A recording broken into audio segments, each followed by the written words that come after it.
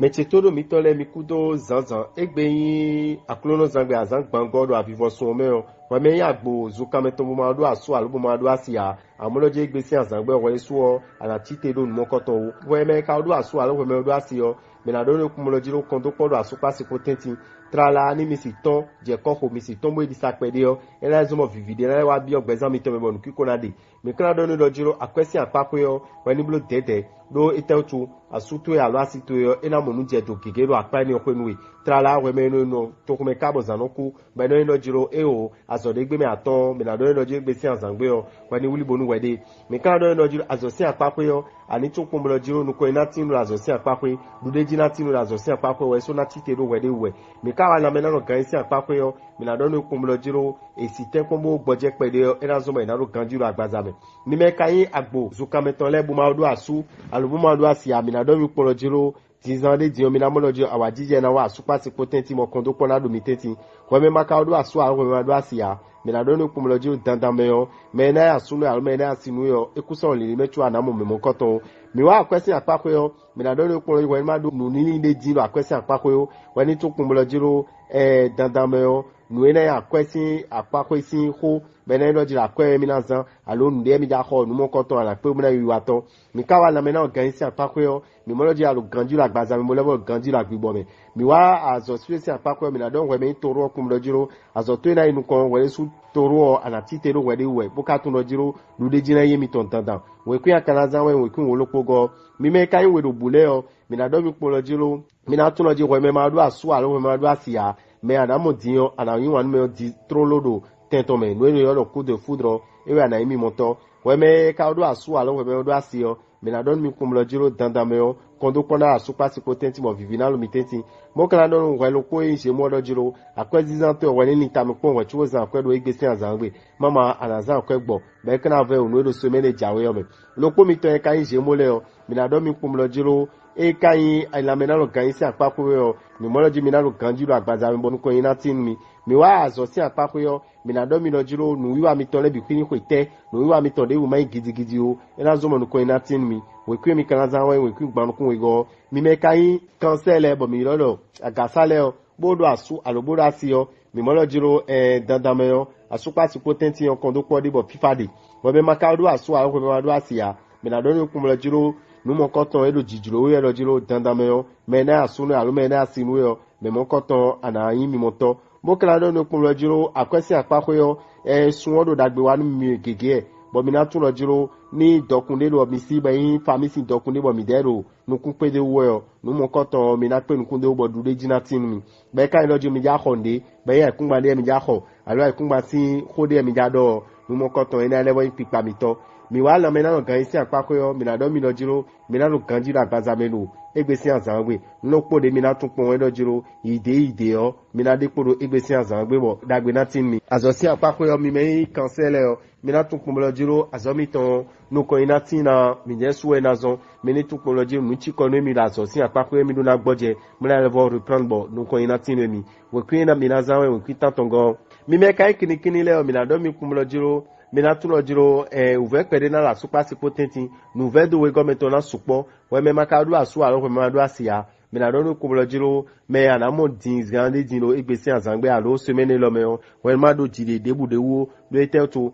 mina mɔ mi de mina nɔ kpɔ kpe de bɔ xɔ na bɔ foto fi ne wɛ wɔmɛ ka yi li yɔ mina ɖo lɔ dzro akpɛ si akpakpe yɔ wɔni tso kum lɔ dzro nu ye mɛ ana bɛ akpɛ do bɛ na yi nu mina do uvɛ nue nu ye mɛ ado akpɛ do san ma ni tame kɔ wɔni ma blo nu kɔtɔ o mama uvɛ keke de nu do akpɛ si akpakpe do egbe si azãgbe lokpo mi tɔ lɛ mi kana dɔ mi kum lɔ dzro eyi lamɛ na lɔ gã yi si akpakpe yɔ mina dɔ mi kum lɔ dzro nuɖuɖu mi tɔ fie mi na nɔ bɔn fusi ma na sukpɔ de ayɔ mi na nɔ do egbe si azãgbe bɛ na yɔ nu mi wa azɔ si akpakpe yɔ mi mɔ lɔ dzo ta dagbe ti nu mi mɛ kinikini lɛ gbɔnukɔ yi ti nu mi bɔn mi gege na ti bɔ yina lɛ bɔ sɔ mi do azinkpo dako de dzi do so mɛ ne mi dzabi yɔ mɛ lokpo mi tɔ yi ka yi li yɔ lɛ mina dɔ lɔ wòkui mi na zã wɛ wòkui afɔtɔ nkun lokpo gɔ mi mɛ ka yi nyɔnu da lɔ dzi lɛ yɔ mina dɔ mi kum lɔ dzi lɔ asukpa si potenti yɔ fifa de nukiko de wɔmɛ ma ka do asu alo wɔmɛ ma do asia mina ɖo ne kplɔ ye planète yɔ Jupiter planète mɔkɔtɔ edza zɔn bɔ nukiko gege na de nuto na dzeme ge tɔn dzi do semaine lɔ me bokana ɖo ne kum lɔ dzi do aniblo dede do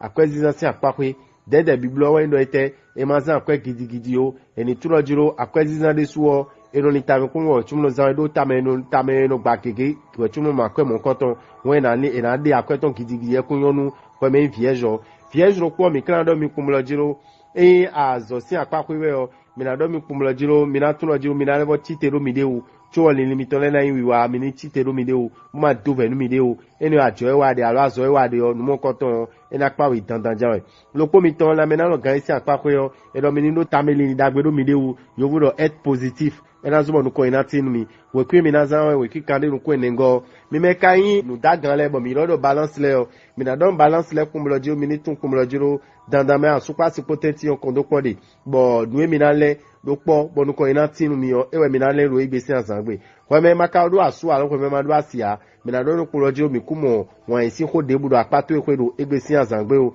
mo kan lo ni kumulo jiro e ya kwesi apakwe we o ana mo lo jiro igbe o talagbe na tinu do akwesi apakwe amon lo ko de an tun ko wen do jiro akwezizan sama ni tamekon akwezizan bo na se kwe wo wani blo dede mo ma na le bo ji akhome lo ko mi to e kan balance le o mi na do mi do jiro la me na o ga isi apakwe o mi mo lo jiro nuchi ko pede na tin mi no igbesi azangbe mo kan do lo ko mi to e balance le ro jiro ni mi wa azosin apakwe o mi na tun ko lo jiro nu e jiro mi bo mi jablo nu e mi lembo jablo mi ho mi na do nu gbe mi ton le be na blo khami do ekun besoin singidi ekun bo esi ko mesisi o azovitu le ando ko kai dede eno na so mo fifa na tin we kun akana zanwa 76 mi me kai on kle bo mi oro scorpion le o mi na do mi kumlo jiro dandan me mi ko mi me ko lo tagbade je pa sumi ton po ara simi ton po mi na tun lo jiro gan ko lo me jion nu gege na le bo di obo awa jije gege na bi okun do mi to me bo kan do ko me ma do asu alo ko me ma do asi abla do no kumlo jiro nu ni to ebi ku yawen do jiro ani mo me de gule bono alo ani mo yon de do apa bo ni fifa ni no mi tentin o ewen ni to e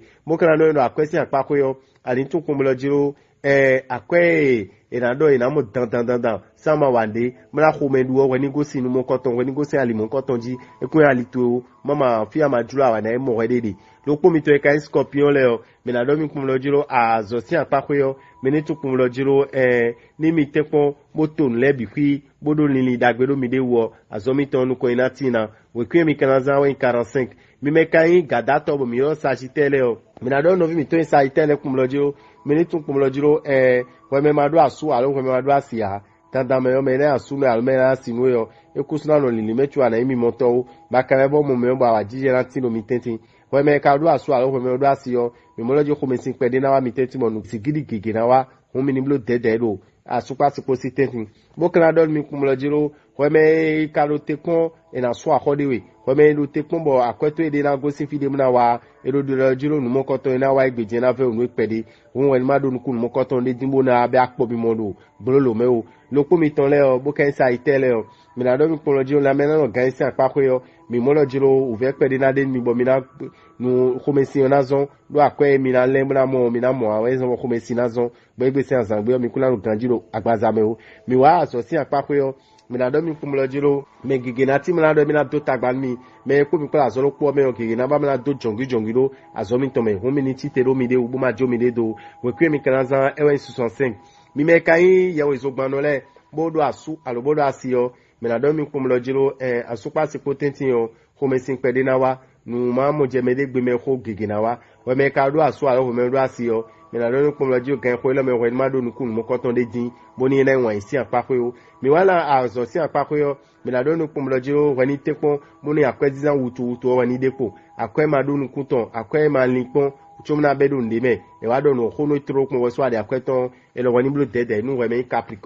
Capricorn ko mi kan do no lojo la me na no gan isi apako yo mi mo lojo ando ganji la gbazame amo ani blo dede nu ta me yen ani yovodo ide negative le o we ni so ila bo ka tun lojiro azome yo mo eku la so aile mo eku ro pole yo tadagbe na ti mo mi na nu ko ina tinu mi we ni ka tun ko mo lojiro nu de bube na do me na azo si apako yo iya ye mi na jijo me na to mo nu ko ina tin amo we na no zo ko mo na no ade ko leton ena zo mo tagba na tinu azo to me we kun akana za we kun we go mi me kan 50 le o bo mi yo verso le mi na do verso de ru asu alobodo asi yo kun mo lojiro ijire do me de una support do igbesi azangbe plausible no asimeton plausible na sume koton no mo koton ena wi wa mi tondo igbesi azangbe lopo mi to e kan verso bo ma do asu alubo ma do asile o mina do nu kumlojo mini tu kumlojo dandameyo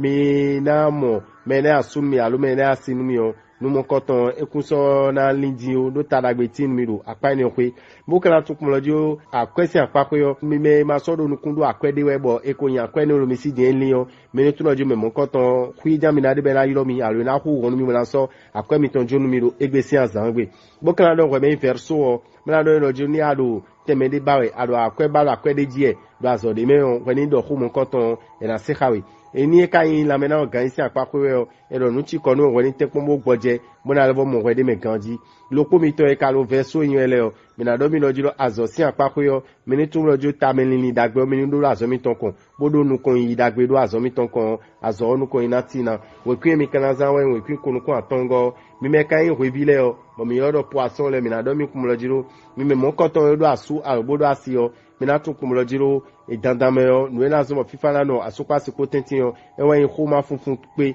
ana edo kho asu to ton lo tokumea ano kho asi to ton lo medivo pa ena zo mo fifana tinu we lopo mi to ka lo poisson yin bo mo do asu alubo mo do asia mina mo lojiro limiton kege o endo je mini mo asubo da mini mo asibo da bo wuli alo ewe yin limiton bo kana do mi kun lojiro akwesi apako yo mina tun kun lojiro uve pede na wa lo fine do mina do nu khopon e ma blo amagbo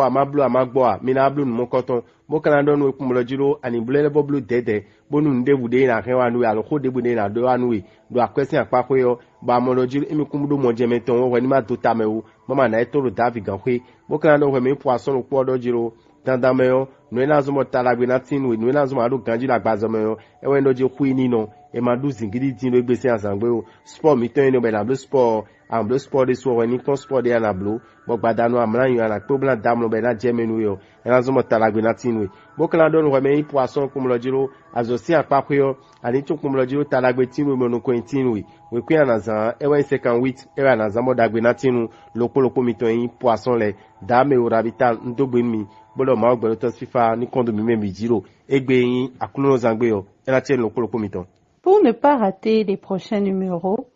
abonnez-vous à notre chaîne. N'oubliez pas d'activer la cloche de notification. À bientôt!